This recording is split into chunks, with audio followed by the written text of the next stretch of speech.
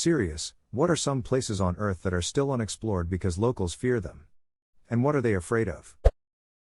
It's not unexplored per se, but the Plutonian at Hierapolis emits toxic gas intense enough to kill most living things in moments, and was assumed to be a gate to the underworld.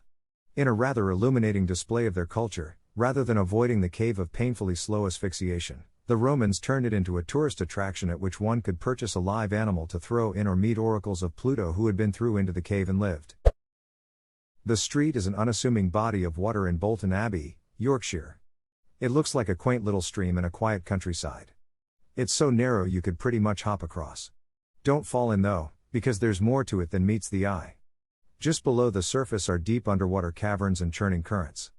You'll be swept below and vanish underground and underwater. Your remains will never be found. Bottomless lakes in New Mexico are what they sound like. Some of the small lakes have no bottom and feed underground rivers and streams stretching hundreds, possibly thousands of miles. Trackers have been tossed in and found days later in the Gulf of Mexico. They have claimed many lives of careless swimmers, and the dangerous lakes are now sealed off. I swam in the safe ones nearby but always felt kinda creeped out. Yup, had a friend swimming on the lake near Angel Fire NM, and locals came out screaming to get him to come out do the lake having dangerous holes. This sounds like it. Morgan Island, aka Monkey Island, a 4,500-acre island off the coast of Beaufort, SC, south of Charleston, is off limits due to a colony of monkeys living there who are infected with herpes B. 1,400 of them, research animals, were relocated there in 1979 and have apparently thrived. Looking at Google Earth, there are docks with boats parked at them on the island. Is it off limits to all people or just normal civilians? The tomb of the Chinese Emperor, Chinchi Huang. Although we have seen images of his famous terracotta warriors, nobody has ever entered the tomb. Since he was the most tyrannical and violent leader in Chinese history, and because he was so powerful, there is a lot of superstition about his evil spirit and other crazy things about it. Not to mention, there is rumor of a lake of mercury within the tomb, so it could prove dangerous to open it all. The Chinese government is not allowing the tomb to be opened and zealously restricts people from having access to the land surrounding the tomb. Just interesting. I would really like to know what's inside tbh. Edit, people are mentioning Mao being way more tyrannical.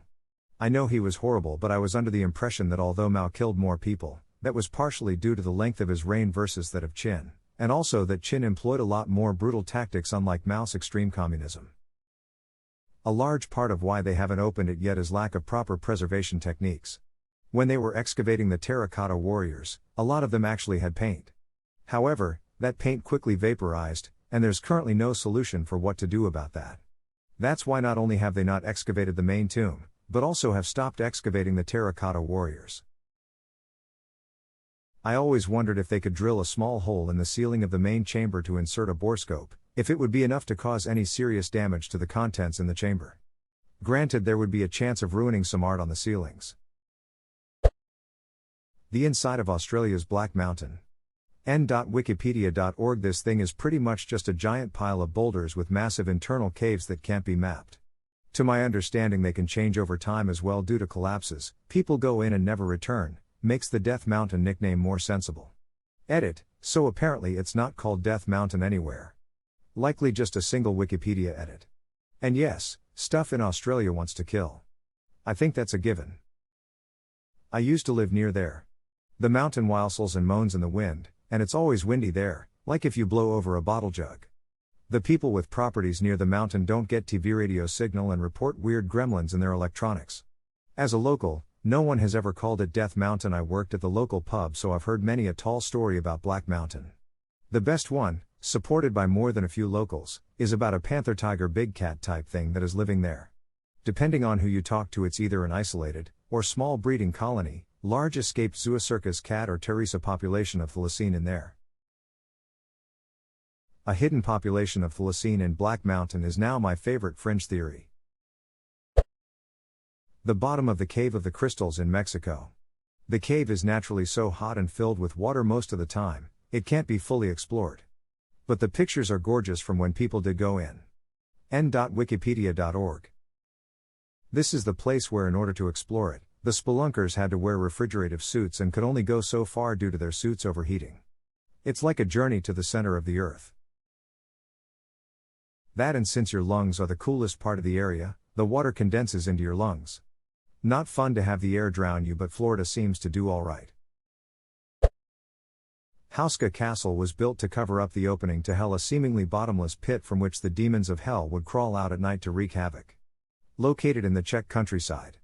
Before the castle was built to seal this entrance to hell, prisoners who had been condemned to death were thrown in. Scary shit, my dudes. Okay, I looked this up and found this article, which says this: during the war the Nazis opted to use the fortress as a secret headquarters. To this day locals believe they picked this location in an attempt to harness the dark powers contained within the building. Can you actually imagine what Nazi dark magic would look like? Nazi dark magic is basically its own genre. The Catacombs under Paris. There are about 150 miles of maze-like tunnels under the city. Only a small portion gets toured by the public. People have ventured deep into them and would go missing for days. North Sentinel Island. Its inhabitants are one of the few, possibly one of the only peoples untouched by technology. They're also very violent and protective of their land against outsiders, attacking anyone who goes near. Local governments even decided they have jurisdiction to kill anyone who interferes with them to help preserve their pre-technology way of life, so no one goes there except at their own risk. Because of this, it's impossible to explore the island properly, and even more unfortunately, learn about their incredible culture. Edit. Grammar. The Indian government swung by in a helicopter to check on them after an earthquake. They threw spears at the helicopter. What's even more interesting about them is that all of their encounters with technology like this are surely becoming part of their lore and mythology. Like how apparently metal flying machines and boats come by after every natural disaster. Which would be pretty weird, since usually it's myths of odd omens that predict the hurricane, not the hurricane predicting helicopters. Recently, an ancient city was discovered in the vicinity in the forest area in Rio Platano, Honduras. Recently, because the cartels have such a big ducking hold over it, that it's simply impossible to go in there without dying or worse. So much history that could await along that river, not found because of drug lords. La Ciudad Blanca, I believe it was called. Terrace, an area in Tibet called the Tsangpo Gorge that allegedly has a massive hidden waterfall that only appears to people who have reached nirvana. Last I checked, the Chinese don't allow people to explore the area much, but that may have changed by now. Terrace, a book about it written by a guy named Ian Baker who did 2 expeditions into the gorge. Tibetan Buddhism has other similar places called Baal, which are hidden valleys. Shambhala is believed to be one of these hidden places. The idea is really interesting, a place that borders physical and spiritual worlds.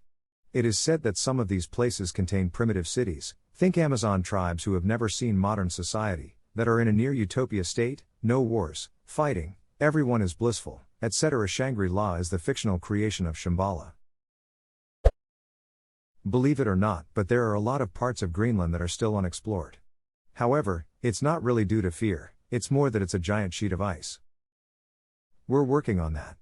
It's only a matter of time. Smile. Most of the world's blue holes are unexplored because they are ducking dangerous. They are deep underwater sinkholes, hundreds of feet deep. One is over 900 feet deep that generally have a toxic layer acid part of the way down. That video of the diver, his name was Yuri I think, dying. Haunts me every time. The Darian Gap. A 100-mile gap in the Pan America Highway, covering terrain that includes Panama and Colombia, but is effectively governed by neither. Most of it is marshland, and with virtually no infrastructure it is a wet cesspool of tropical disease and, historically, paramilitary groups. People do live in it, in certain regions, and migrants traverse its more worn paths out of desperation, but it's virtually guaranteed to claim the lives of the careless. There is nothing of civilization or man's law there. I'd imagine many parts of the Amazon are unexplored, and there's a fear of uncontacted people who live there. Kolat-Syakhl in Siberia. The name means dead mountain in Mansi, the language of the local tribe there. It's also where the infamous Dyatlov Pass incident took place. There's a huge sinkhole behind my old house in Kentucky. Kentucky is absolutely full of caves. Anyways, it has a river flowing at the bottom and through a tunnel, so there's 2 cave entrances that nobody in my neighborhood had the balls to go into. My mom's friend visited one day, and she's a geologist, so she's huge into caves and wanted to see. I brought Get there to take a look. She basically glanced at it and was like, "Duck, no, we'll die if we go in there." The current is very strong, and the rocks surrounding it looked very eroded to her. She said it's at high risk of collapsing, and the current would sweep us underground either way.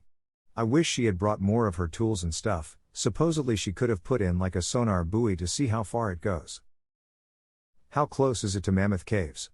Remember reading that they keep finding spurs that connect to other cave systems. It's about 20 minutes by car. It isn't super close, but considering the size of Mammoth Cave, I wouldn't be surprised if they linked up.